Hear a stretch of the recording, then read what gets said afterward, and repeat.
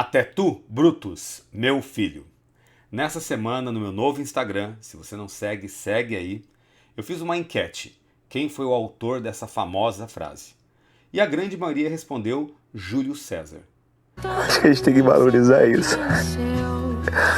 Mas será mesmo que Júlio César disse isso?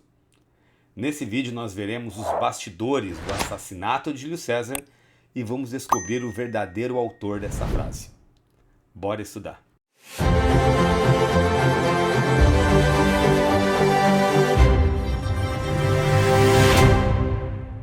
Antes de responder quem foi o verdadeiro autor dessa frase, é necessário fazer uma contextualização. Estamos na Idade Antiga, na Roma Antiga, numa fase específica conhecida como fase republicana.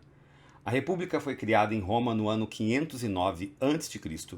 e pode ser considerada uma das maiores contribuições dos romanos para a atualidade. E nessa fase, Roma iniciou uma grande expansão territorial. O território romano cresceu cerca de 900%. Roma dominou todos os povos do entorno do Mediterrâneo e com isso ficou extremamente poderosa e rica. Só que essa riqueza não foi dividida com todos os romanos. Ela ficou concentrada na mão da elite. Quando eu falo elite, vale a pena lembrar uma coisa. Elite não é um grupo homogêneo. A gente tem aquela visão a elite, o povo. Dentro desses grupos gigantescos existem várias subdivisões. Então essa elite que ficou rica com a expansão romana não era unificada. Ela brigava entre si pelos cargos de comando na República Romana. E nessa briga por poder político, nós brasileiros conhecemos bem, qualquer forma, qualquer atitude é válida. Então a República Romana, como todas as repúblicas, também foi marcada por muitos escândalos ou tramóias de corrupção para manter alguns grupos no poder. Com o passar dos anos, essa república foi ficando cada vez mais corrupta em vista daqueles grupos que queriam se manter no poder. E com o passar dos anos, outro grupo surgiu também buscando o poder político em Roma, os generais. Os generais eram heróis de guerra, comandantes das tropas romanas que possibilitaram Roma ter esse tamanho gigantesco, essa riqueza gigantesca.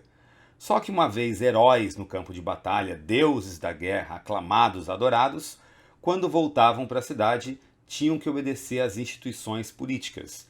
Tinham que obedecer, por exemplo, o Senado. Quem já foi meu aluno lembra do nome em latim, os Senatus Populusque Romanos. E eles não gostavam, tanto que os generais também entraram na disputa por cargos políticos. E nesse momento da República, disputar cargos políticos é participar de todo o esquema que envolvia o apoio popular, ou seja, meios corruptos também. Isso inclui pão e circo, isso inclui fazer propaganda, isso inclui falar mal dos seus oponentes. Só que os generais tinham um a mais: a fama, de grandes heróis e também o apoio militar. Na fase final da República Romana, a República vai viver o pior momento que qualquer república pode viver: governos ditatoriais. Muitos generais ocupavam cargos de comando e não saíam. Apoiados pelo exército, mantinham-se no poder como ditadores. E tem algo pior que um ditador? Tem. 3 ditadores. O que é óbvio, né? No ano 60 a.C., Roma viveu o seu primeiro triunvirato. 3 famosos generais, aclamados pelos seus exércitos, heróis nacionais, tomaram o poder de Roma. Criaram um triunvirato para não ter que se enfrentar. Os generais eram Crasso, famoso general, que comandou a vitória contra a revolta de Espartacus, Pompeu Magno e Júlio César. Essa tripartição do poder foi, na verdade, uma política de não agressão. Eles dividiram o comando de Roma para não ter que se enfrentar.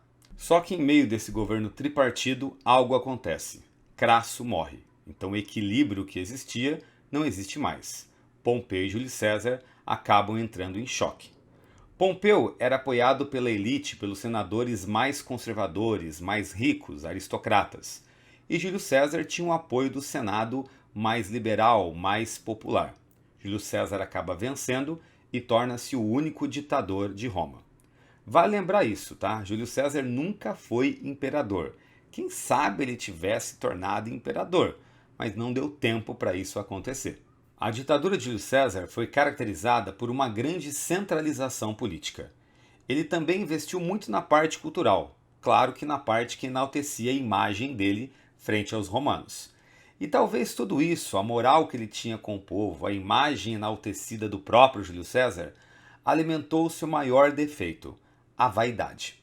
Ele não percebeu que no Senado, que ele dominava nesse momento, ele estava rodeado de inimigos, em especial os senadores daquela elite mais conservadora que não aceitavam de maneira alguma ter que obedecer Júlio César.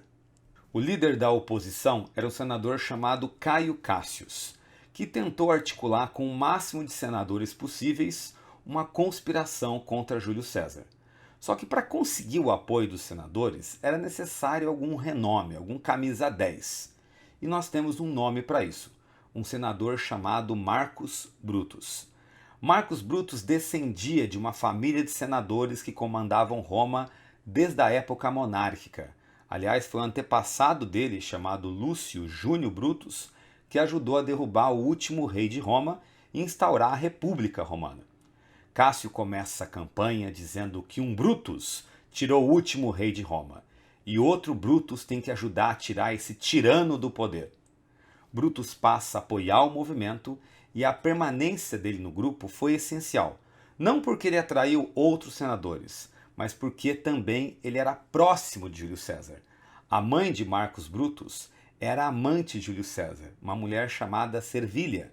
Então ele era próximo daquele que os senadores conservadores queriam arrancar do poder. Esses senadores se autodeclaravam os libertadores e pensaram em várias formas de como acabar com Júlio César, até que partiram para o óbvio: vamos atacá-lo no Senado. A data da morte de Júlio César será dia 15 de março do ano 44 a.C. Segundo algumas teorias, um dia antes, no dia 14, Júlio César teria dito num jantar que se um dia ele morrer, que seja de forma inesperada. Eu também, tá? Se um dia eu morrer, tomara que seja de forma inesperada.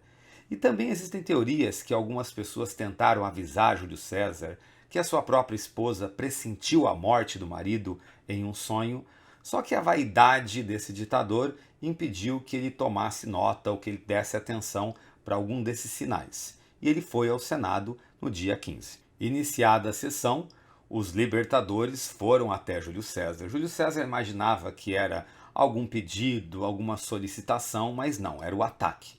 Como funcionou? Um dos senadores, chamado Tílio Címbrio, ia puxar a toga de Júlio César. Era o sinal. Quando puxasse a toga, os demais atacariam. Eu fico pensando muito nesse evento. Imagina se o cara puxa e ninguém faz nada. O micão que ele passa, a situação que ele passa. Mas não foi assim. Assim que teve a toga puxada, outro senador chamado Públio Casca dá a primeira punhalada. Os demais senadores avançam naquele clima montinho e dão 23 punhaladas em Júlio César. Segundo o que nós aprendemos, o que eu já ouvi falar, o que você também ouviu falar, é que no meio dessa situação horrível, Júlio César teria visto Marcus Brutus e teria dito: "Até tu, Brutus, meu filho."